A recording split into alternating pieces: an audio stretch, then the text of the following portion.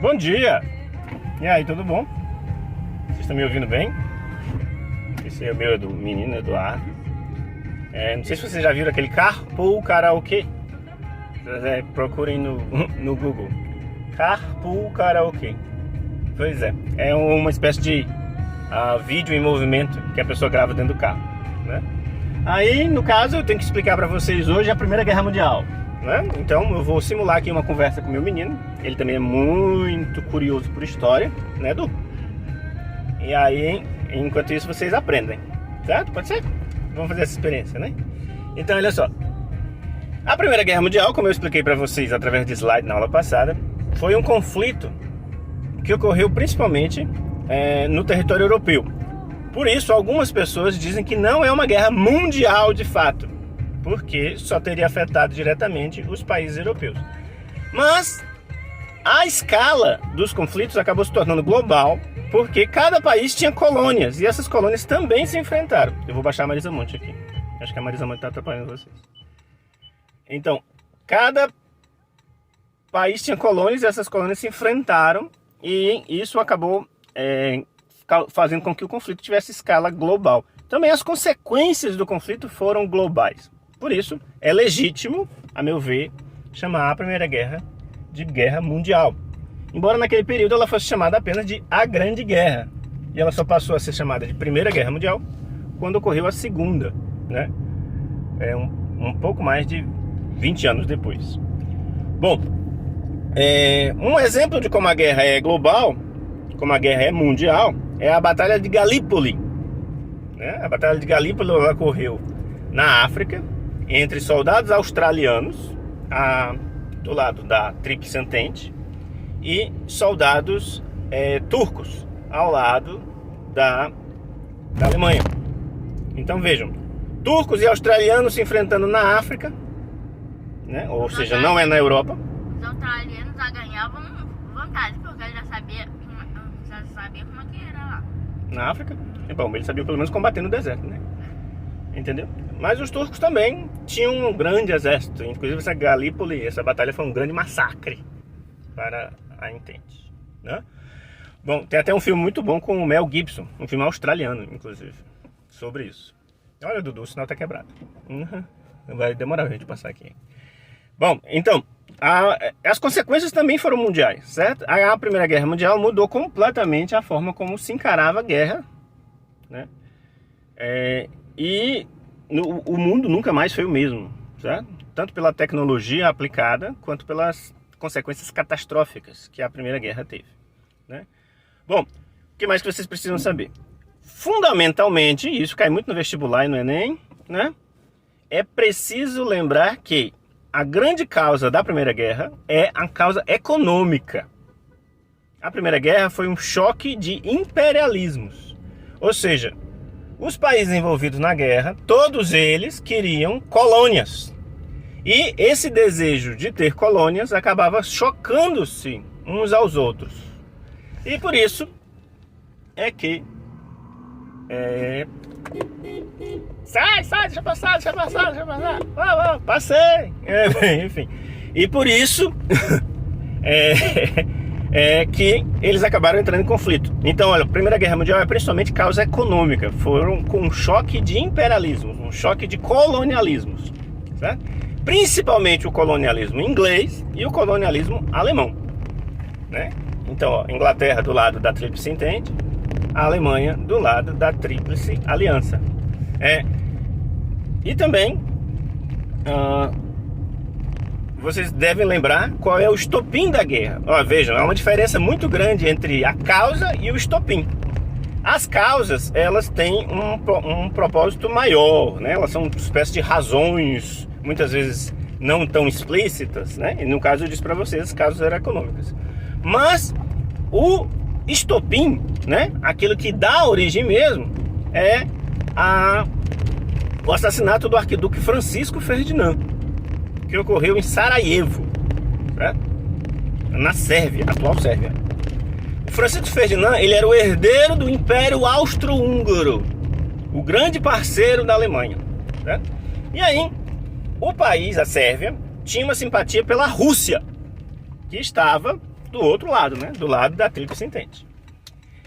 E aí o Francisco Ferdinand, apesar de saber que não era popular lá na Sérvia, né? Porque a Sérvia tinha origem eslava, e aí vocês devem lembrar do pan-eslavismo, né? Que era liderado pela Rússia e tudo.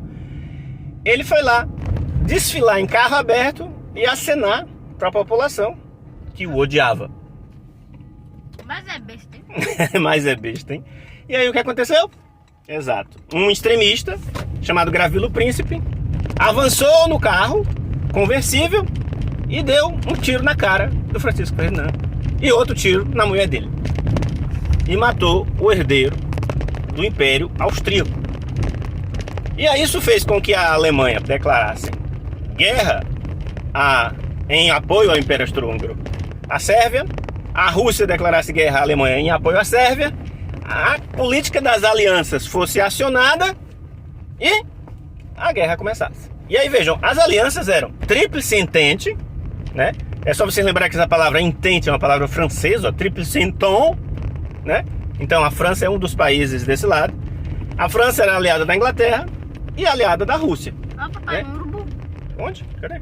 E olha só, e do outro lado tinha a Tríplice Aliança, né? Não confundo, porque na Segunda Guerra a aliança é o outro lado. Enfim, confusão. Vamos ficar focados na Primeira Guerra. Então a Tríplice Aliança, ela era formada por Alemanha, Império Austro-Húngaro, né? E Itália. Aí o que aconteceu? O Duru tá tentando falar italiano. Como é que é? O Mário fala? Mamma mia, né? Enfim, só estereótipos aqui. Então a árvore ainda tá no mesmo lugar, tudo derrubada, né? Viva a chuva, Teresina. É mesmo? E aí, olha só. Ficou escuro agora o vídeo, não foi? Não. E aí, a Itália, quando a guerra começou, declarou-se neutra.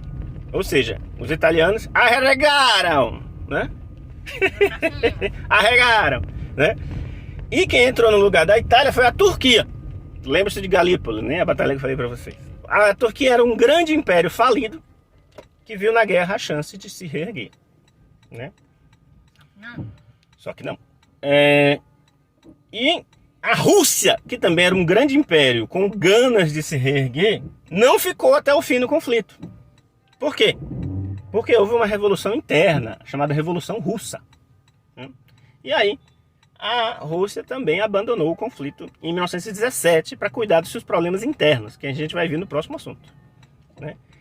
E aí, justamente a tal da Revolução Russa. E aí quem entrou no lugar da Rússia foram os Estados Unidos, né?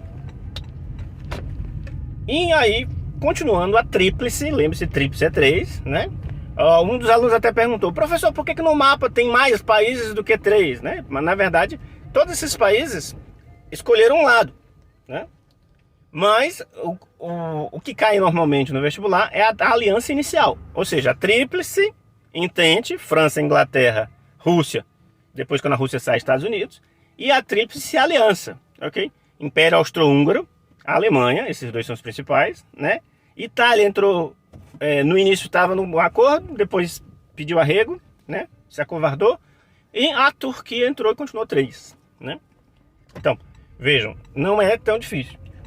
Sobre o desenvolvimento da guerra em si, é bom vocês lembrarem da guerra de armas, certo? Oxi, toda guerra precisa de armas, então uma guerra de armas. Muito bem, Eduardo, sua lógica é implacável. A lógica de armamento significa, a guerra de armamento significa que cada lado tentava desenvolver uma arma fatal, mais mortal do que o outro lado, para tentar vencer a guerra logo. Porque a guerra, na verdade, acabou se tornando um grande empate. Porque os dois lados eram muito equilibrados, entendeu? Pai, você sabia que a Rússia, diga. ela criou uma arma fatal mesmo? Agora, recente? Não, antigamente. Sim, ela continua criando. Só que a questão é, essa corrida armamentista, ela começou de fato na Primeira Guerra Mundial, entendeu? Aí, por exemplo, um lado inventava o lança-chamas. Aí o outro lado inventava algo equivalente. Um lado inventava o canhão Berta, que era um canhão cuja a bala tinha 10 toneladas. Exato. O outro lado inventava algo semelhante. Um lado inventava o tanque, o outro lado inventava o tanque. E um lado inventava os gases venenosos, gases mostarda, que hoje em dia são proibidos, que se espalham para as populações civis e matam todo mundo. Sim, é uma questão interessante. Ó. A Primeira Guerra Mundial foi a primeira guerra total. A gente está vendo pela TV que a Ucrânia, muitos civis morrem. Isso não era comum até a Primeira Guerra. Nas guerras até a Primeira, em geral, quem morria era os soldados, o que é o certo, né? Aí a guerra total é uma guerra de aniquilação total. O que quer dizer isso? Matar todo mundo, massacre. Qualquer pessoa pode morrer. É exatamente. A Primeira Guerra foi a primeira guerra em que as populações civis foram diretamente afetadas. Prestem muita atenção, porque essa é uma questão que cai muito, né? Bom, e o lado mais terrível da guerra, né, se é que diante de tantas atrocidades é possível eleger um, é a Guerra das Trincheiras. Lembre-se, a Guerra das Trincheiras era uma guerra terrível, certo? As pessoas ficavam num buraco durante semanas, meses a fio, sem poder avançar. O espaço entre as trincheiras, a trincheira, vamos supor, da Áustria aqui e da França aqui, né? O espaço entre as trincheiras era chamado terra de ninguém, porque quem avançasse por ali certamente era metralhado. E nas trincheiras a vida era terrível, certo? Ratos, percevejos, baratas, piolhos. As pessoas morriam, não podiam ser retiradas, então você via o seu amigo que acabou de levar um tiro apodrecendo na sua frente, até virar só um esqueleto. Não tá sendo um pouco agressivo demais? Não, infelizmente a guerra é assim, bebê. Bom, então, como é que a guerra acabou? Quando os Estados Unidos entrou, porque os Estados Unidos, eles só entraram em 1917, então eles tinham tropas descansadas, né? Diferente dos outros, que já estavam exaustos e esgotados. E eles desequilibraram a guerra a favor da Tríplice Entente. Por que os Estados Unidos entrou na guerra? Por causa das dívidas, certo? O Brasil é tipo o Brasil que pega, indo atrás de Portugal, tentando pegar o ouro dele de novo. Não. É porque é o seguinte... Estados Unidos emprestou muito dinheiro para a França e Inglaterra. E se França e Inglaterra perdessem a guerra, os Estados Unidos tomariam prejuízo. E aí, por isso, o presidente da época dos Estados Unidos, Woodrow Wilson, convenceu o Congresso americano a quebrar a política isolacionista dos Estados Unidos e entrar na guerra. Entendeu? E aí, por isso, a Primeira Guerra foi decidida do lado da Tríplice Entente. Qual a grande consequência da Primeira Guerra, que é também a causa da Segunda? Tu sabe? Diga lá. O quê? Os alemães, eles conseguiram escapar ilesos. Então eles descansaram por 20 anos. E só que aí um daqueles danados do Hitler ficou... Bom, ele foi no rumo certo, mas não é bem isso não. É o seguinte, ó, presta atenção. A Alemanha foi punida como a grande responsável da guerra. Houve um... Será que é? Será que na guerra tem responsáveis? Houve o Tratado de Versalhes. Esse tratado foi um tratado extremamente rigoroso com a Alemanha. Puniu a Alemanha de forma severa, certo? E a Alemanha mergulhou numa crise nunca vista no país. Inclusive com uma inflação terrível, galopante, de 1000% ao dia. E aí essa crise, que nunca tinha sido vista na Alemanha, acabou dando origem e dando espaço para que o nazismo surgisse. E como o Dudu falou, o Hitler... né? E aí o Hitler acabou preparando o território para a Segunda Guerra Mundial, tá? Bom, gente, é isso mesmo, tá? Chegamos, o Dudu tá vestindo o casaco dele e também acabamos nossa aula. Timing perfeito, né? Espero que vocês tenham gostado do